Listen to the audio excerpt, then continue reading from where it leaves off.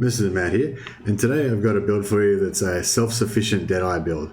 A lot of builds, they work quite well in concert with other careers, with you sort of setting one career set of setting it up, particularly a saboteur to debuff the enemy first, and then another character coming in to do the kill, or for one character to buff up the characters first, or a number of different characters to buff, and then your character, the kill character, does the killing.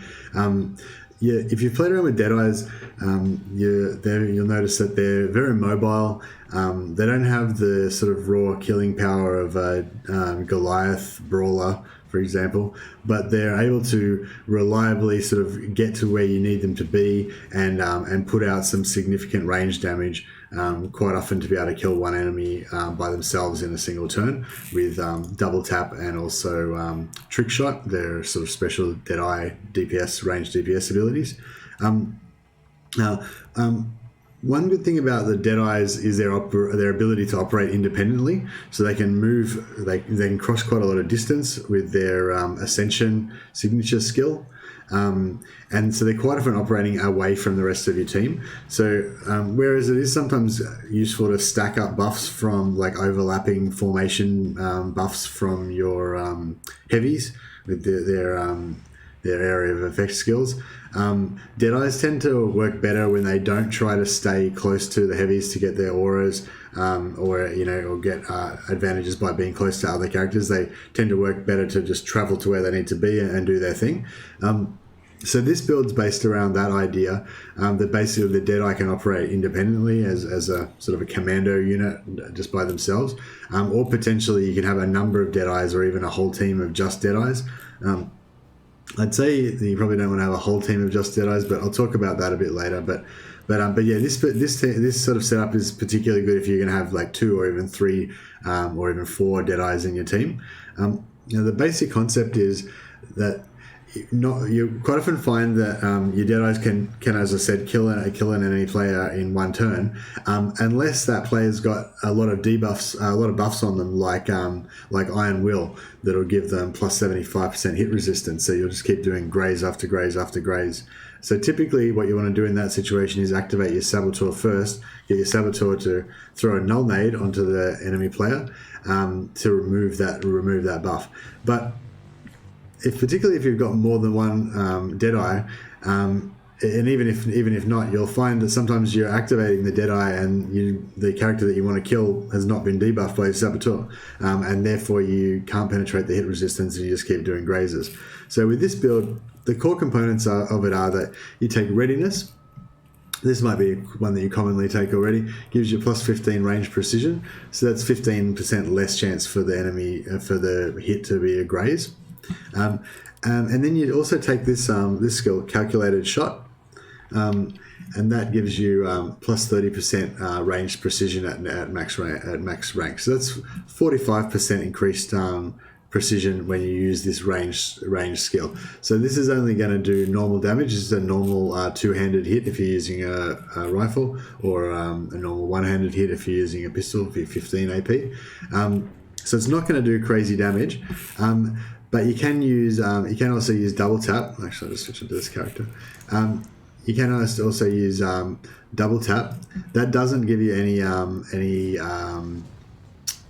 hit precision bonus, but it does give you no malice to your hit precision. And then you can also have Iron Zeal, which after you put yourself into Overwatch, that gives you another 15% hit precision, but only for this turn. So it's a bit awkward because you need to fire a shot to get your debuff, to get your cheaper Overwatch, and then you need to put your Iron Zeal on. You need to apply the Iron Zeal by taking Overwatch. So that sort of works in another part of the sort of self-sufficiency of this build, is that you take this skill, take 2. So after one of your shots is evaded or deals a Graze, then the cost of your Overwatch is minus 35%. And then, minus 75% at max rank. And then in addition to that, you've got this skill that all Orlocks have that reduces your Overwatch by 35%. So basically, if you fire a shot with an auto gun, it fires a number of bullets. It fires 6 shots. So even if you've got quite good accuracy, there's a really good chance that at least one of your shots will either graze or miss. And if that happens, then your take two triggers, which means that your Overwatch is much cheaper, and you also get a free weapon reload, -5 AP cost of weapon reload, which you'll use quite a lot, and it's really handy. Keeps your autoguns firing for a lot longer. So basically, what you might do if you come across an opponent that's got a very high hit resistance, you might fire a calculated shot with your autogun, or if you've got pistols. With pistols, they fire 3 shots, but if you're firing 2 pistols at once, there'll be 6 shots in total. So you'll fire a shot with your calculated shot, and that's going to have 30% range precision plus another 15 range precision from this, so 45. And if you know in advance, you can also use field scan to get another 25 range precision, but that's for the following turn, so you have to use that at the turn before. But that's another optional thing you can have. But assuming you don't use that, you've got 45% increased precision on your calculated shot if you're pre-buffed with readiness.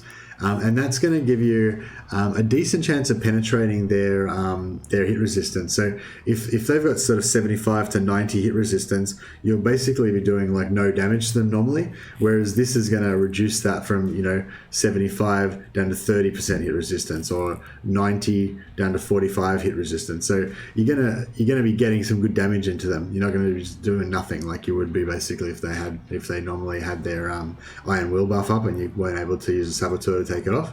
And then once you've fired your initial shot, that'll cost you 30 AP. Then you take 2 a trigger, which will give you a free Overwatch. So you put Overwatch on. That gives you another free shot that will occur after your turn on the enemy's turn. And then now you've got Iron Zeal, which gives you another 15% range precision. So then at that point, you can use your double tap if you've got enough AP, or you can also use trick shot if you've got trick shot. Now you're not going to have enough AP normally to use your double tap, so you're going to usually want to take exertion as well. Well, you probably want to take exertion with most builds, just in general across the board. This is just an example of kind of an extreme version of this build, I guess. You've got the Iron Zeal to give you the extra 15% precision, like an extreme version of how to get a lot of precision to penetrate hit resistance. So you've got the Iron Zeal that's going to pop after you've done your initial shot when you put your Overwatch on. And then when you do your double tap, you're going to have the 15 precision from your readiness, and you're going to have the 15 precision from your Iron Zeal, so 30% precision to make that double tap do more damage. Or if your double tap's going to still have too low precision, if you calculate you're going to do more damage with another calculated shot, you can just use that instead. So that's kind of like the basic concept of the self-sufficiency in terms of your shooting. You just take quite often you'll take height advantage to give you extra critical damage, and if you're using double tap, so the autogun kind of works well in both ways. So on the one hand, you're going to more likely to get an evade or a graze, which is going to trigger your free Overwatch, and you're also more likely to get at least one critical hit, which is going to trigger your double tap, so that you can get the 25 AP refund after that you get if you do a crit when using double tap. So yeah, if you crit using double tap attack, you get 25 AP back, so you can basically do another normal attack. So that's kind of like the precision aspect of the build.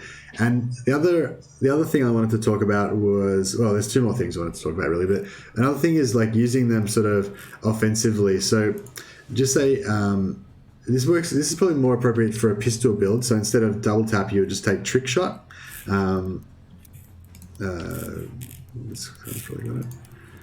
Trick shot. So you just attack twice. And each attack gets -15% precision. So this is not something that you would want to use against a target with high hit resistance. In that case, you would use your calculated shot. But assuming you've got someone with low hit resistance, trick shot does a lot of damage. So the other aspect of using Deadeyes independently is using them as these kind of like the delay brawler.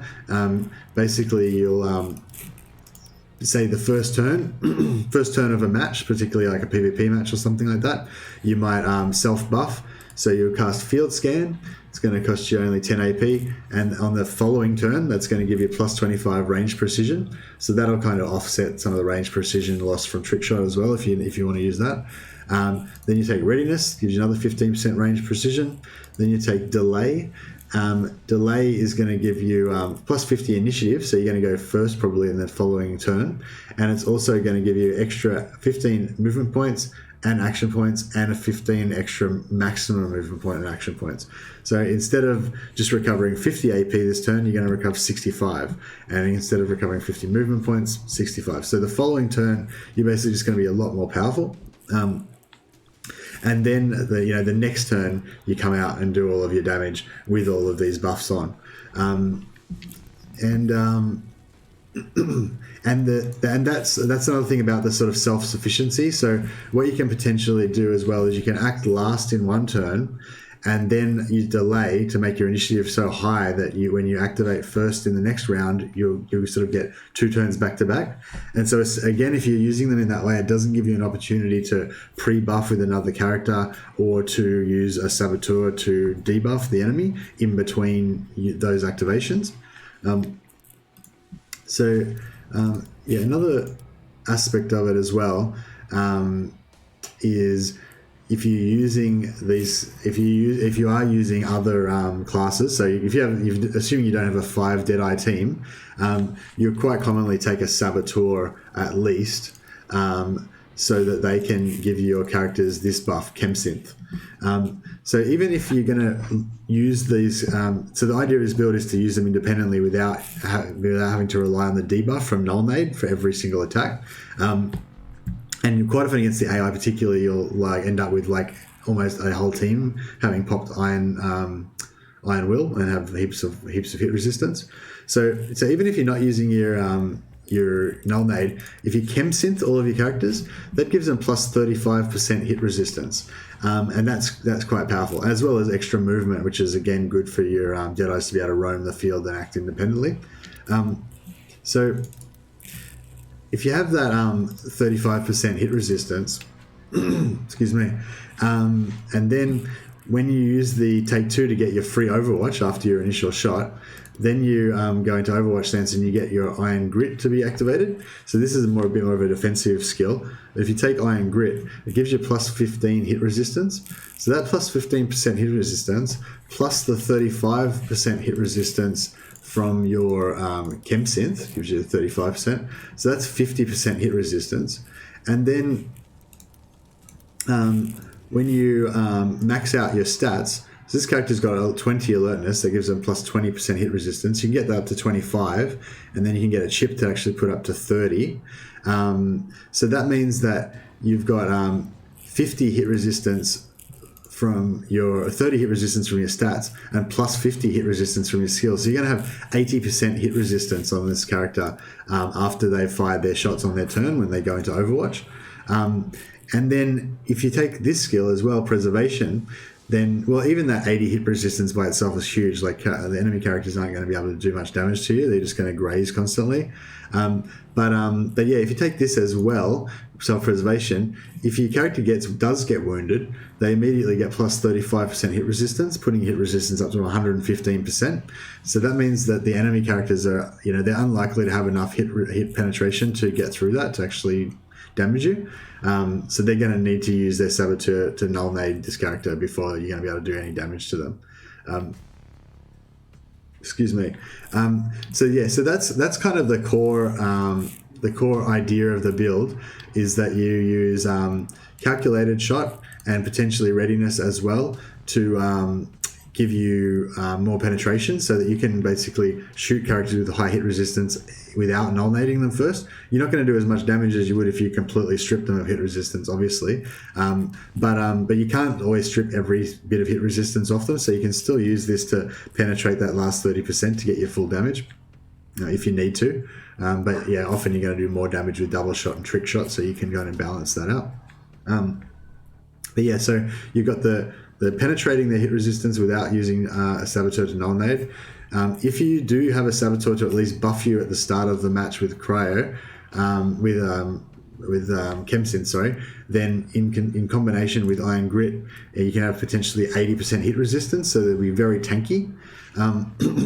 You can also position the guy somewhere where no melee can get to him quite often, so that makes them quite immune to melee, or quite hard to damage in melee.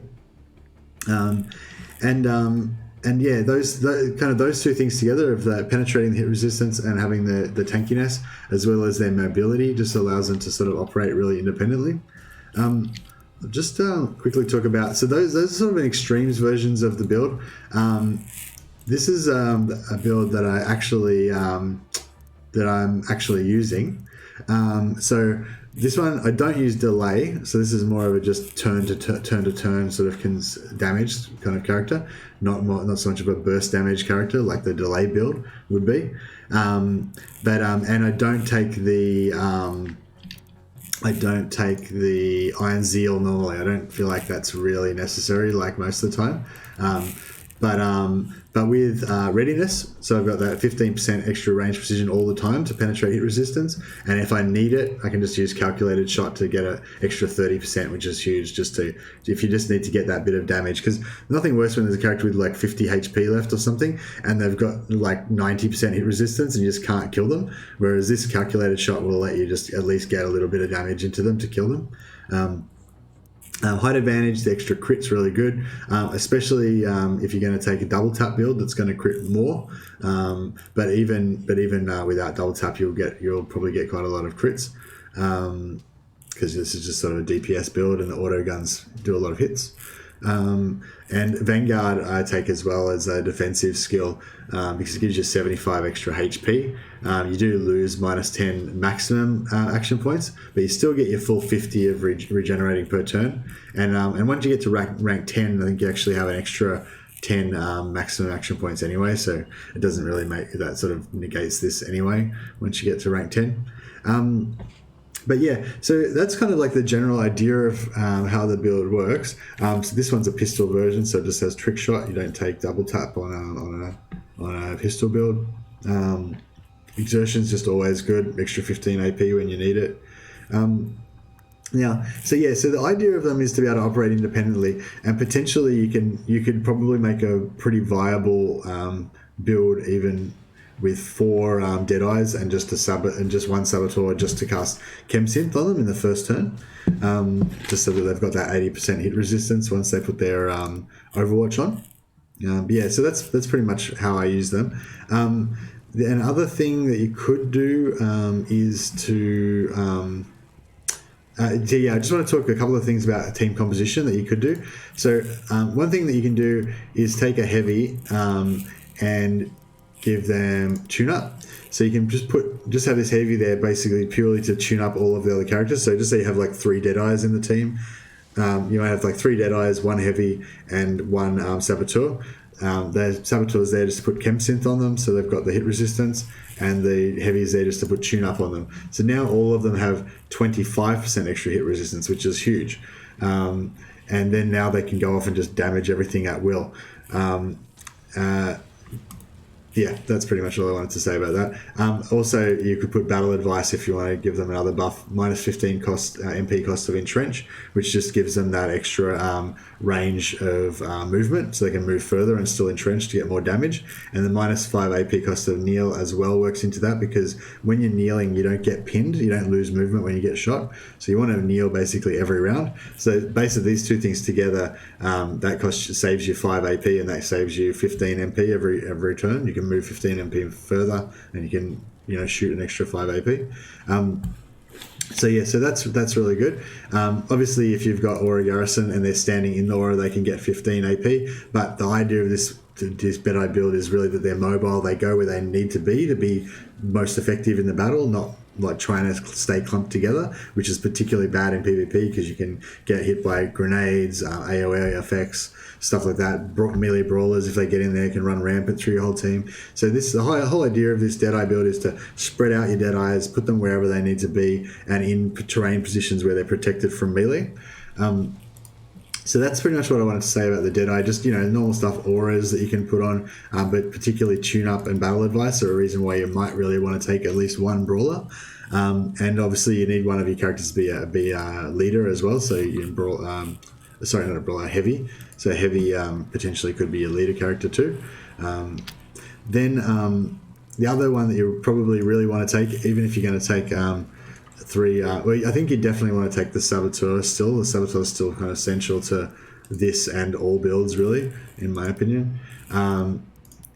Just because of this Chemsynth, basically. The Chemsynth is what allows this Deadeye to be so independent, because with this 35% hit resistance, they can be basically pretty unkillable. Well, not really literally, but very difficult to kill. And this plus 10 movement really also plays into the whole idea of them being able to be roamers, place them wherever you need them to be. Like, mobility in this game is really important, and it really can be a key factor in both survivability and your damage. Like, movement points are a damage ability. If you can get into the right position to get around the side of cover or get in range, movement points give you damage basically in this game. So Chemsynth, really important. The other really important aspect of a Saboteur is that one of the great things about the Deadeyes is be able to move into positions where other characters can't get them or can't reach them, particularly if you use the auto gun. So you've got the 40-meter range, then they can move to positions where they can range enemy brawlers and saboteurs and other characters with less than 40 range. But potentially, if there's a bridge or something nearby, then you might need a Saboteur to blow up that bridge with homemade nade, which does 1,000 damage to bridges and stuff. Also, they can disable zip lines, set traps and stuff like that to deny areas and everything. So basically, I'd say four of these Deadeyes with one Saboteur, just to put the Chemsynth on, but also to use those area denial skills and sabotage skills to basically make the advantages of the Deadeye and their mobility and everything even better. I could probably keep talking about different, different team compositions that could work in together with it and stuff like that. But that's the essential idea of the build. So it's an independent, self-sufficient Deadeye build that can penetrate hit resistance, and also has really high hit resistance themselves. So they're very difficult to kill. That's all I got. Thanks, guys.